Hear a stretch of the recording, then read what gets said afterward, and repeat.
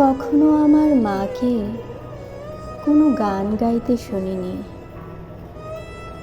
সেই কবে শিশু রাতে ঘুম পাড়ানিয়া গান গেয়ে আমাকে ঘুম পাড়াতেন কিনা আজ মনেই পড়ে না।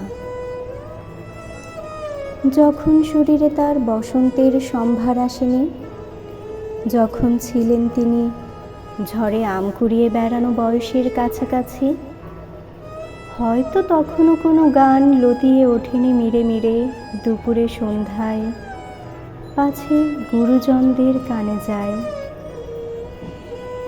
এবং স্বামীর সংসারে এসেও মা আমার ছিলেন নিশ্চুপ বড় বেশি নেপথ্যচারিণী।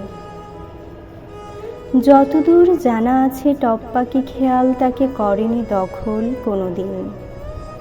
মাছকোটা কিংবা হলুদ বাটার ফাঁকে বিকেলবেলা নিকিয়ে উঠোন, ধুয়ে মুছে বাসন কোসন, সেলাইয়ের কলে ঝুঁকে আলনায় ঝুলিয়ে কাপড়, ছেঁড়া শার্টের রিফুকর্মে মেতে আমাকে খেলার মাঠে পাঠিয়ে আদরে অবসরে চুল বাঁধবার ছলে কোনো গান গেয়েছেন কিনা। এতকাল কাছাকাছি আছি তবু জানতে পারিনি।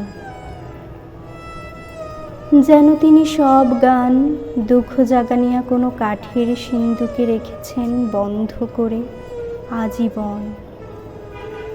এখন তাদের গ্রন্থিল শরীর থেকে কালে ভদ্রে সুর, না সুর নয়, শুধু ন্যাপথলিনের তীব্র ঘ্রাণ ভেসে আসে।